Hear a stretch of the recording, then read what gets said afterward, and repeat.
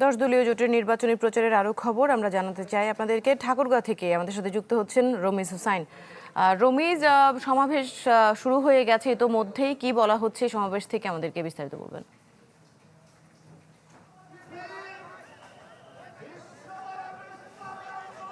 এরই মধ্যে কিন্তু বাংলাদেশ জামাত ইসলামীর আমির এই ঠাকুরগাঁও বড় মাঠে যেই সমাবেশ, সেই সমাবেশস্থলে উপস্থিত হয়েছে। আমি যদি আপনাকে দেখাই, এছাড়াও এখানে ঠাকুরগাঁওয়ের যেই তিনটি সংসদীয় আসন, ঠাকুরগাঁও 1, ঠাকুরগাঁও 2 এবং ঠাকুরগাঁও 3, সেই তিনটি সংসদীয় আসনে যে সমস্ত প্রার্থীরা রয়েছেন তারা এর আগে বক্তব্য রেখেছেন এবং যেই 10 দলীয় যেই মোর্চাটি, এই মোর্চার অন্য যে সমস্ত রাজনৈতিক দলের নেতাকর্মীরা রয়েছেন তারাও এখানে বক্তব্য রেখেছেন।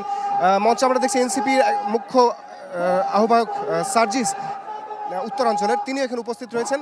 এর আগে এখানে যারা বক্তব্য রেখেছেন, বিশেষ করে ঠাকুরগাঁও 3টি সংসদীয় আসনের প্রার্থীরা, তারা আসলে তাদের যে পরিকল্পনা, সামনে ত্রয়োদশ জাতীয় সংসদ নির্বাচনের পরে তারা যদি ক্ষমতায় আসতে পারে, সেই ক্ষেত্রে এই উত্তরাঞ্চলের জেলার ঠাকুরগাঁওয়ের যে 3টি সংসদীয় আসন রয়েছে, সেই আসন ঘিরে তারা কীভাবে উন্নয়নমূলক প্রচারণা করবে এবং উন্নয়নমূলক যে সমস্ত প্রকল্পগুলো রয়েছে সেগুলো বাস্তবায়ন করবে। বিশেষ করে তারা বলছিলেন যে এই অঞ্চলটাকে আসলে কৃষিপ্রধান অঞ্চল হিসাবে, তারা পরবর্তীতে একটি শিল্পনগরী হিসাবে এই অঞ্চলটিকে গড়ে তুলবেন।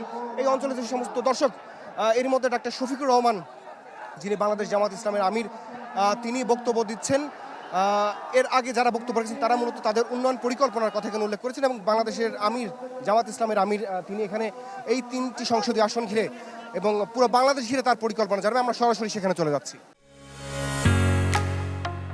ঢালাইয়ের সেরা প্রিমিয়ার সিমেন্ট। আমি আসলে আজকে বক্তৃতা দিতে আসিনি,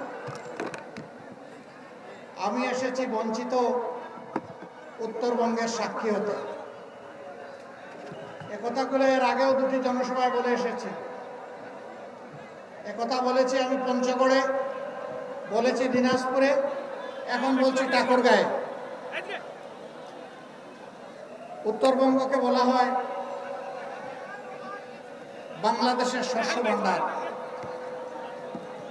বাংলাদেশের 3 ভাগের 1 ভাগ খাদ্য এখানে উৎপাদন হয়, ফল উৎপাদন হয়, সবজি উৎপাদন হয়। সারা বাংলাদেশকে যারা খাবার সরবরাহ করেন তারা গরিব হতে পারেন না। এই মাটি উর্বর, মানুষ পরিশ্রমী, ধুরন্ধররা তাদেরকে গরিব বানিয়ে রেখেছে। যুগের পর যুগ বৈষম্য করা হয়েছে, ন্যায্য পাওনাটা দেওয়া হয়নি। সরকার এসেছে, সরকার গিয়েছে, নেতা এসেছেন, নেতা গিয়েছেন, হয়তোবা তাদের ব্যক্তিগত কিছু সুযোগ সুবিধা হয়েছে, কিন্তু জনগণের যা হওয়া দরকার ছিল সেটা হয়নি। বলবেন কিছুই হয়নি, না হয়েছে। একবারে যদি অস্বীকার করা হয়, সত্যকে অস্বীকার করা হবে। কিন্তু দুর্নীতি এবং দুঃশাসনের কারণে যা হওয়ার কথা ছিল তার কিছুই হয়নি। যদি দুর্নীতি আর দুঃশাসন না থাকতো। জামায়াতের আমির ডাক্তার শফিকুর রহমান বক্তব্য রাখছিলেন ঠাকুরগাঁয়ে, সেখান থেকে আমাদের সহকর্মী রমিজ হুসাইন যুক্ত হয়েছিলেন আমাদের সাথে।